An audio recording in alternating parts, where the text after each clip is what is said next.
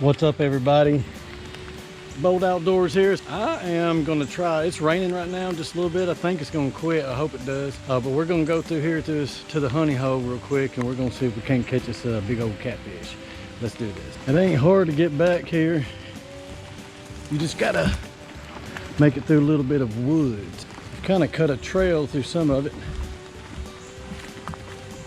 which helps. You still gotta dodge the spiders, the spider webs, which is not my favorite thing to do. Not a big fan of spiders. They're just creepy little creatures. You know what I mean? I almost ran into these. You can't see them, but there's two pretty good sized spider webs right there. So I'm gonna go around. I usually just use my machete, knock them down as I went, but I got my hand on the GoPro right now.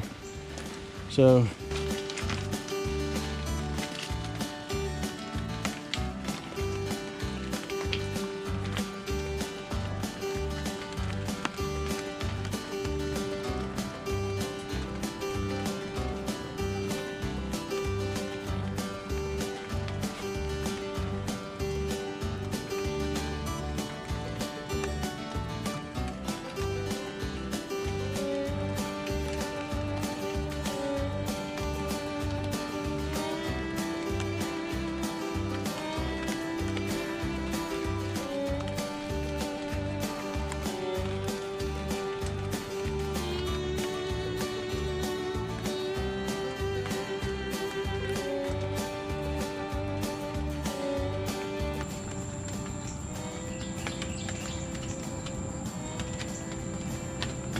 oh, got some right here.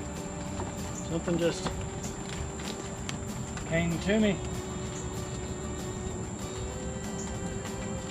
Still coming.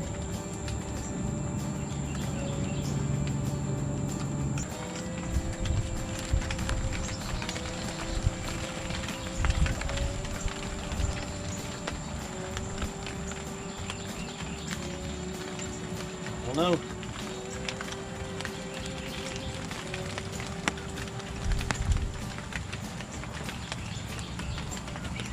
Got him. I don't know how big he is, but I got low the line.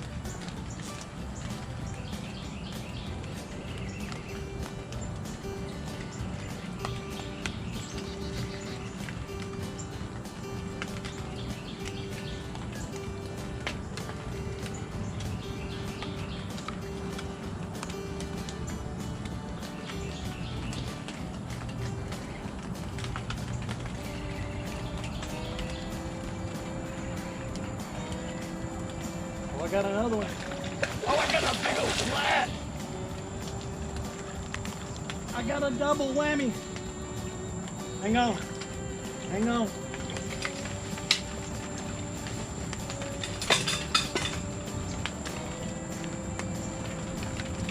Oh, man, it's a good one.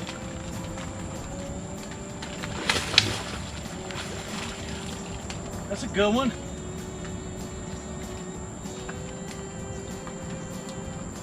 Man, yeah.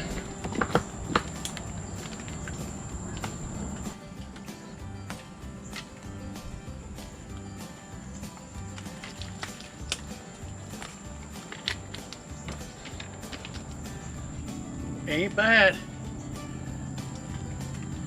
Ain't bad.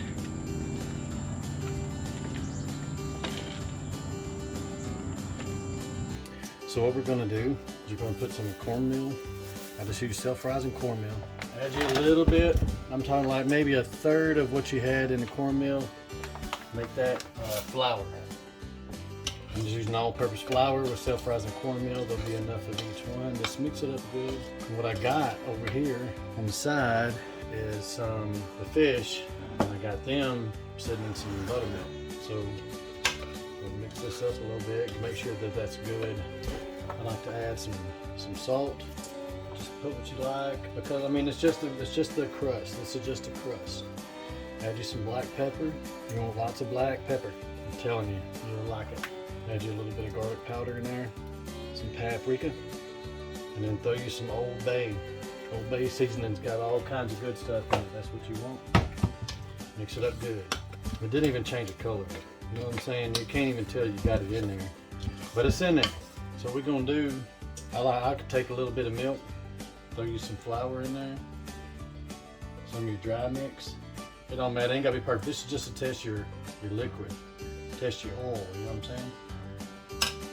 So what you wanna do is you wanna get you a little ball of that.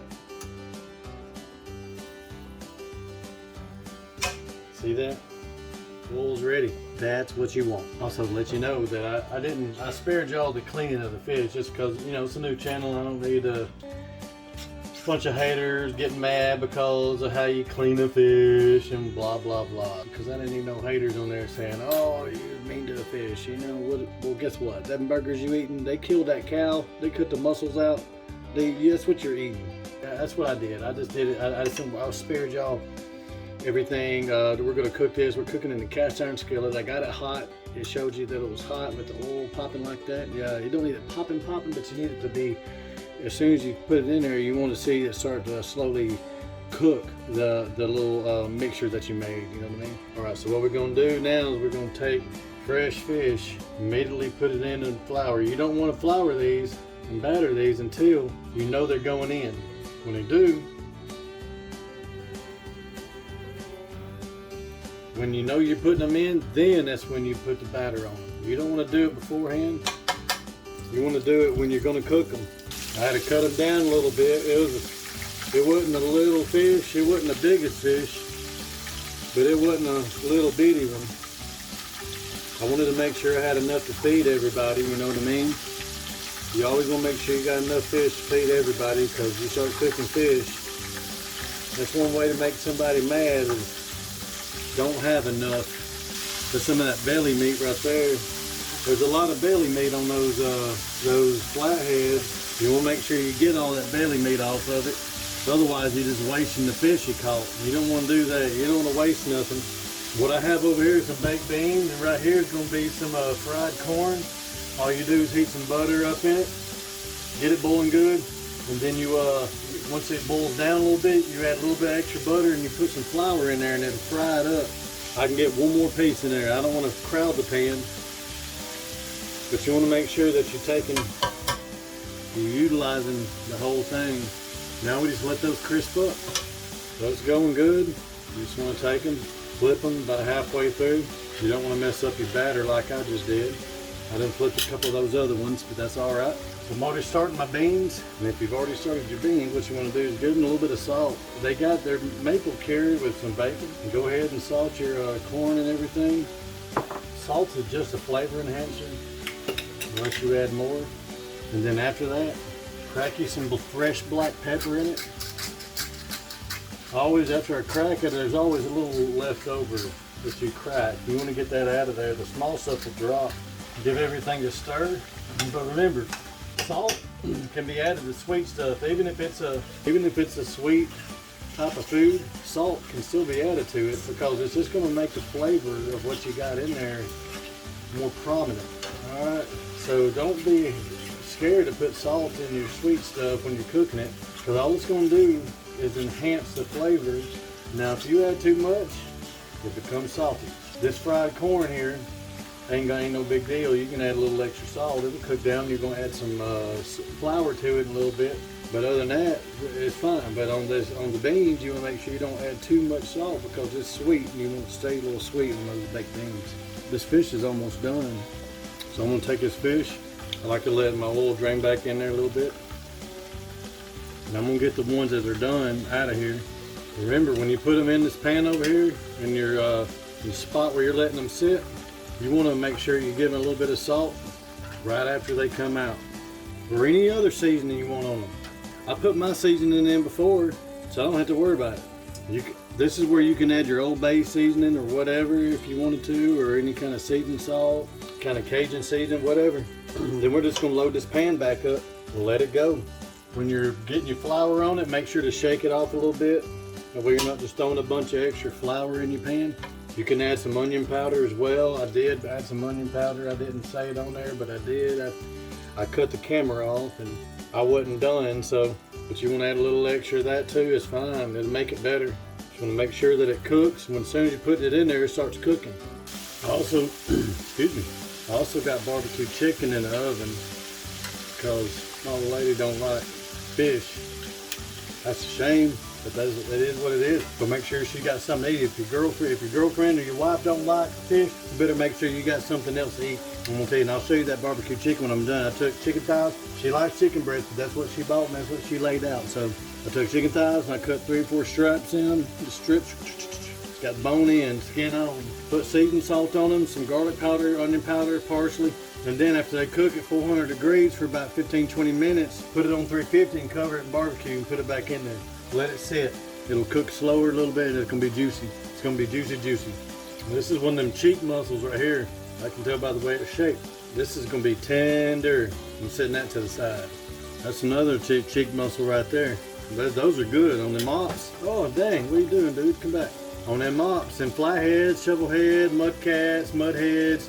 They're an animal of many names. Those are those little pieces are like the filet mignon of those little guys. I don't know if y'all knew that or not. Salt these babies as soon as they come out. For whatever seasoning you want them. Don't have to be salt. Then crack you some fresh black pepper all over it. But you only got to do one side of that black pepper. You already got black pepper in there. Get that out, throw you some fresh in there. Like I said, make sure don't put your flour mixture on there till it's ready to go in the pan. Makes a big difference, I'm telling you. It'll make it taste good. I didn't about get struck by lightning for it not to taste good. Just saying.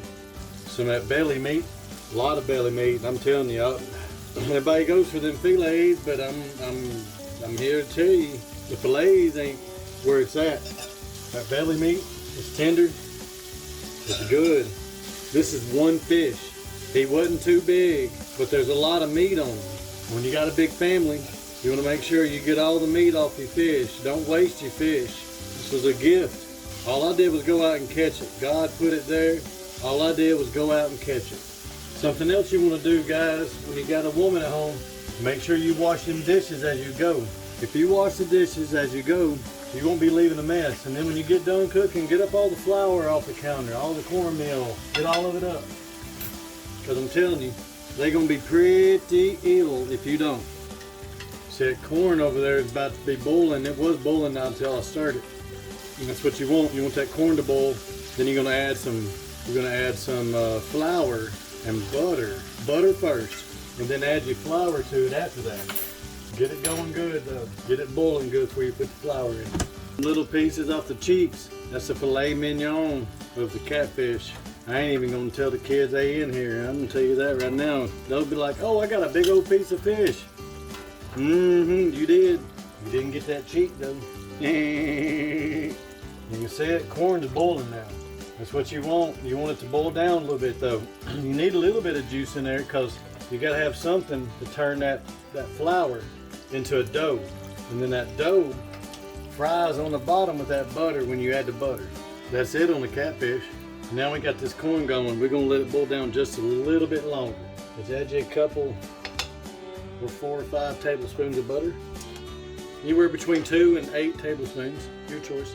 Mix it up, let it get good and buttery, because it cooks down just a little bit longer. We add the flour to it. So since the wife doesn't eat fish, there's some barbecue chicken. That's what you gotta do. Make sure that if somebody don't eat fish, that you always give them something else to eat. And get you some flour, put it in there, a little bit more. Mix it up. Now just flatten it out, let it fry. Scrape up the brown stuff that toasts. Make sure if you can knock anything off, just clean it up. I've made a mess on this stove so far, but that's it. We eating good. That's all you do. Chop up some of that, break it up into pieces. That way it spreads out through it a little better. And that's all you do. That's fried corn. Fish, baked beans, fried corn, and some yummy barbecue chicken. If you're new around here, thank you so much for joining. And we appreciate you. Make sure to try out some of these recipes. They're pretty good. We're about to grub. Thank you for watching. Blah, blah, blah. Thank you for watching The Bold Outdoors, and I'll see you in the next video. God bless you. Take it easy.